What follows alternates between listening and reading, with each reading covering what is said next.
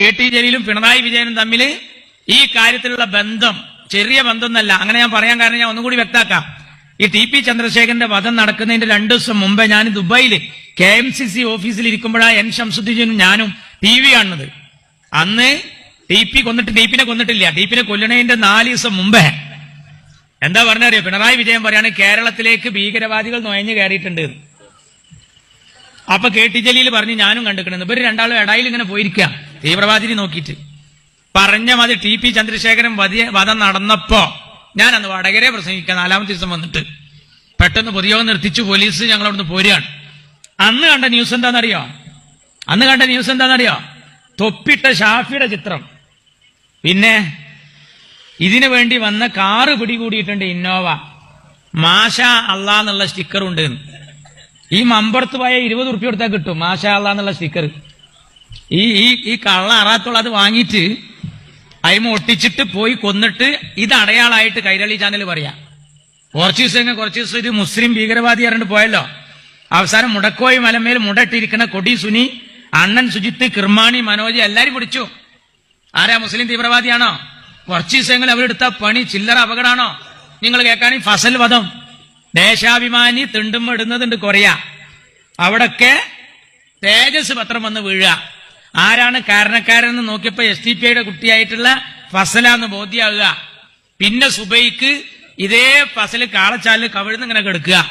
എടുത്തു നോക്കുമ്പോ മരണപ്പെട്ടിക്കണം. നേരെ മെഡിക്കൽ കോളേജിൽ കൊടുന്നപ്പോ ആദ്യം ആ കുട്ടിയുടെ ജനാസ വന്ന് കണ്ട നേതാവാരാന്നറിയോ? കോടിയേരി ബാലകൃഷ്ണൻ. ഞങ്ങൾ ശരിക്കും കേൾക്കണം.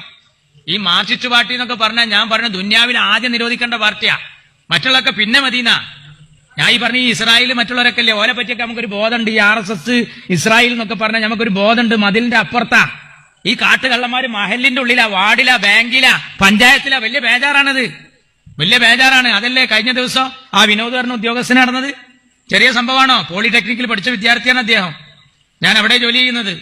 നേരത്തെ പോളിയിൽ പഠിച്ച സ്റ്റുഡന്റ്, SFIയുടെ നേതാവാ. അയാൾ അമ്മ അരിവാൾ ചുറ്റിക നക്ഷത്രത്തിൽ മത്സരിച്ച ആളാ. ഇവരെന്താ ഒരു പെട്രോൾ പമ്പിന്റെ വിഷയം വന്ന് അങ്ങനെ കൊണ്ടുപോകുന്നത്? ഇതപ്പോ ഞാൻ പറഞ്ഞു ഈ ഫസല് ആദ്യം ആ ജനാസ വന്ന് കണ്ടത് കോടിയേരി ബാലകൃഷ്ണനാ. ആ കഫൻ തുണിമെന്ന് ജനാസ വന്ന് കഫൻ തുണിന്റെ പൊന്തിച്ചിട്ട് ഒരൊറ്റ സ്റ്റേറ്റ്മെന്റ്, കേരളത്തിന്റെ ആഭ്യന്തരമന്ത്രിയാണെന്ന് അയാള്. ആര്? കോടിയേരി. എന്താ അയാൾ പറഞ്ഞറിയാം? കുത്ത് കണ്ട RSSന്റെ കുത്ത് തന്നെയാണ്. കണ്ടോ? വലിയ പരിചയാണേ. കുത്ത് കണ്ട RSSന്റെ കുത്താണ്. അപ്പൊ എന്താ SDPIയും ഫസലും RSSും കൂടി ഒന്ന് അടിക്കണം. എന്നിട്ട് പോലീസ് വന്നപ്പോ കണ്ടത് ഈ ലൈറ്റ് ഫിറ്റ് ചെയ്ത പോലത്തെ കൊടിക്കാലുമ്മല് RSSന്റെ പതാകമ്മല് ഓഫീസിന്റെ തൊട്ടടുത്ത് ചോരയെ കുളിച്ച ഫസലിന്റെ ചോര ആ ടവല് അയിമങ്ങനെ തൂക്കിക്കണം. ഇയാൾ പറഞ്ഞത് യസ്സുച്ചു പോവും. കാരണം എന്താ? RSSരാ കൊന്നതെന്ന് പറയാ. ഈ ഫസലിന്റെ അതേ ചോരുള്ള ടവല് ഈ കൊടിക്കാലുമെന്ന് കിട്ടുക. പക്ഷെ ഉണ്ടായത് എന്താ അറിയോ? പോലീസ് നായനെ കൊടുന്നു. ഈ പോലീസ് നായക്ക് LDF UDF ഒന്നുമില്ലല്ലോ. പോലീസ് നായ നേരാണ്ട് പോയി രണ്ടാളെ നെഞ്ഞത്തുകണ്ട് കയറി. ഒന്ന് കാരായി രാജൻ, മറ്റൊന്ന് കാരായി ചന്ദ്രൻ. പടച്ചോൻ കാത്തതല്ലേ?